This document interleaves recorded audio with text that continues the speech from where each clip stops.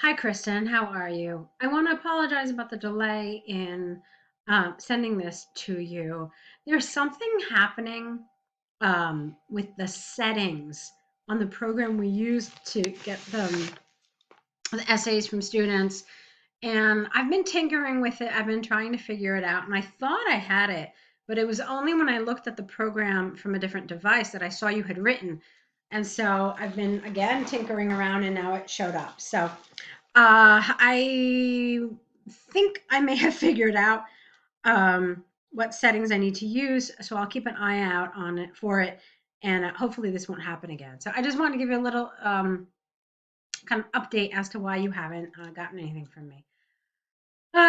Hopefully it will resolve itself. I don't even know how this happened. All right, so let's get right into it. Pollution, what are the reasons and how can we solve it? The issue of pollution has grown in importance since the advent of industrialization. This is particularly true for major cities where large amounts of people reside, and the need and use for energy need mm, the need for and use of is how you should have done this, because use needs of energy is high. This essay will discuss the causes for this development and solutions on how the issue of pollution may be greatly reduced in larger cities. Lovely. As mentioned in the introduction, it is a well-known fact that most major cities around the world experience some degree of pollution. Unfortunately, this issue is getting increasingly worse, and there are several causes behind this. Firstly, many capitals are growing and attracting people to reside there due to reasons such as better career opportunities and educational and recreational facilities. Due to an increase in people residing there, the need and use for energy is higher. All right, careful. Look at this. You have due to, and then again, in the next sentence, you have due to. And then the need and use for energy is higher. And where was that? The need and use for energy is high. So I really want you to be careful with those things. If I picked it up, you can be sure that a current examiner is going to see it as well. I see there's repetition. So find another way to say it. Okay. The energy needed for transport, heating, and lighting results in high carbon emissions, especially from cars and trucks. For example, a recent report from the Australian government showed that Sydney had doubled its number of residents in 1980, but the levels of pollution measured around the public roads had increased by 20%.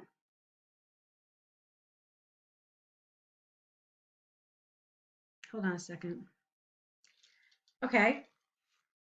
Therefore, it's increasingly clear that when a large city expands its population, the pollution will also increase. Secondly, many larger capitals in developing countries experience high levels of poor air quality as they mainly depend on fossil fuel for their energy consumption. An example of this is Delhi in India, ranked as one of the most polluted cities in the world by the WHO. Okay. Let's see. So pollution increased by 20%. And then that, and then developing countries, they depend on fossil fuels. Okay. Maybe you could have added one more thing about Delhi. You could have just said something like its reliance on coal for heating, for example, is well known around the world. So if you had said where the connection was um, to this whole thing about fossil fuel and this, that would have been very helpful. Okay. Yeah, like you could have said, it should be noted that Delhi uses, I don't know, something like one of the fossil fuels for its energy. That would have just really kind of wrapped it up nicely and connected it to your example. What's going on here? There we go. To tackle the high amounts of pollution, there are several measures that can be taken in order to reduce its amount in major cities. Firstly, the government could pour money into a good public transport system, which would reduce the number of personal cars on the roads and, as a result, cut down on carbon emissions significantly. For example, a study done by the WHO found that Zurich in Switzerland was among the least polluted cities in Europe due to its well-developed public transport system. There's due to again. It's okay. I mean, it's been a long time since you've used it, but in the previous paragraph, when you used it twice in a row, didn't love that. Secondly, governments should invest money into the production technology of green energy, such as solar panels, windmills, and water. By doing this, large amounts of electricity will be produced, and this may make it more affordable. I wouldn't have said this here. Okay. We're not concerned about the affordability of this kind of energy right now. We're concerned about it solving the problem of pollution. So that's what you need to focus on. So try it like this. By doing this, large amounts of electricity could be produced, and this would reduce the pollution caused by fossil fuels. Okay, which is good because then it links back to what you said about India earlier. The advantage of using electricity. Electricity, why are we talking about electricity? Ah, okay. The advantage of using electricity is that it leaves no emissions. So by a city using this as their main source of energy, the level of pollution could be dramatically cut down. Okay, let me try this one more time. You talked about green energy, talked about solar panels, windmill, and water. Large amounts of electricity are produced, and okay. I think instead of electricity, I would have preferred you just saying green energy. I think this would have made more sense to me. Maybe that's where I got thrown off. Right. So that's probably a better option here. Let me think about this. Okay. Yes. To conclude, major cities experience higher levels of pollution due to an increase in people residing there. Or you know what? You could have just said due to an increase in residents, and that would have been perfect. Therefore, the need for energy escalates. Ways to reverse the trend of bad air quality could be solved. No, that doesn't make sense. Ways to reverse and solve, it's like it's repetitive.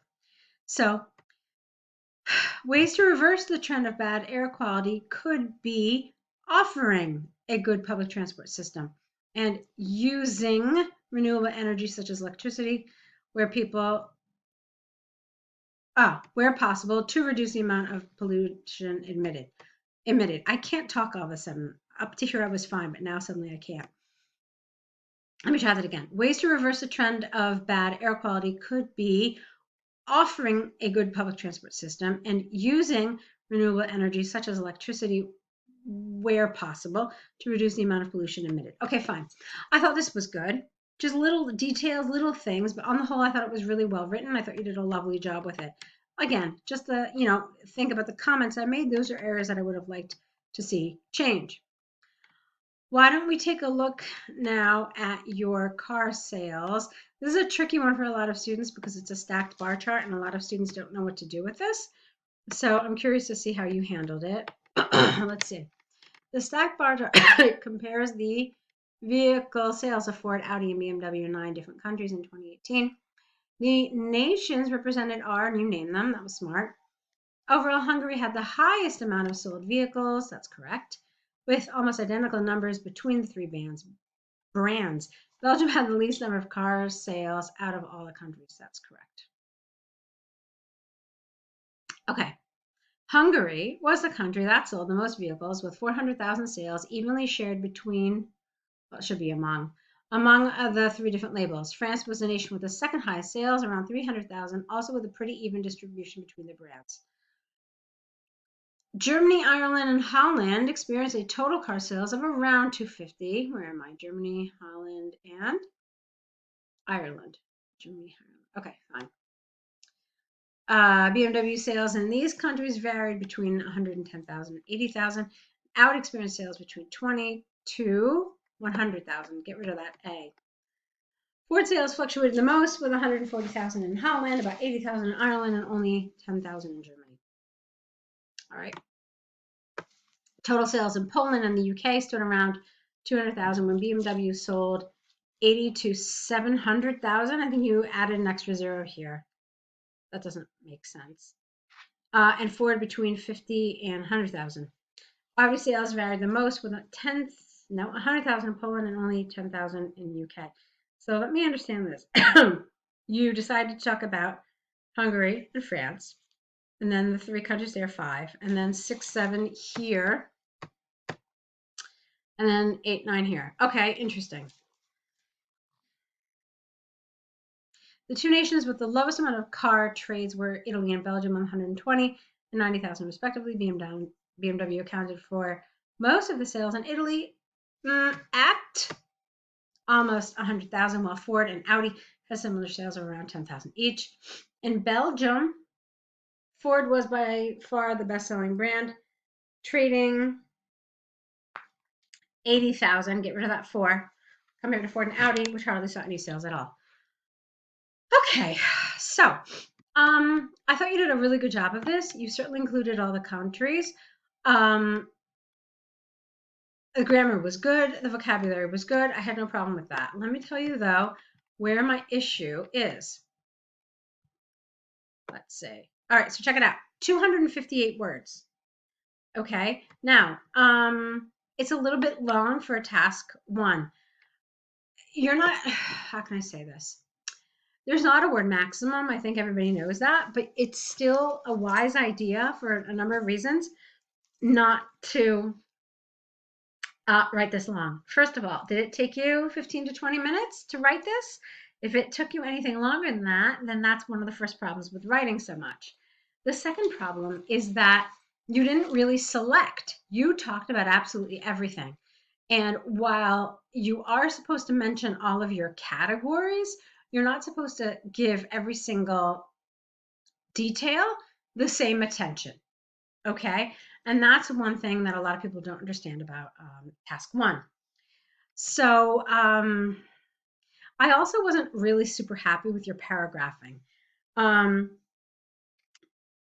Paragraphing only becomes really important if you're looking for like a band 8 and above, but you just have a lot of paragraphs here. I mean, you're at 5, and it's probably a good idea to have like 3 maybe. All right. So I thought the way you organized your ideas was interesting. You know, you had the your overview, and then you talked about the top 3 or 4. No, you talked about the top 2 here, and then the top 3 here, and well, not the top 3, but the second top 3, and then these, and then so I thought it was interesting. However, in doing this, you weren't really able to edit. You weren't really able to cut out some details, and that's where I thought the problem was.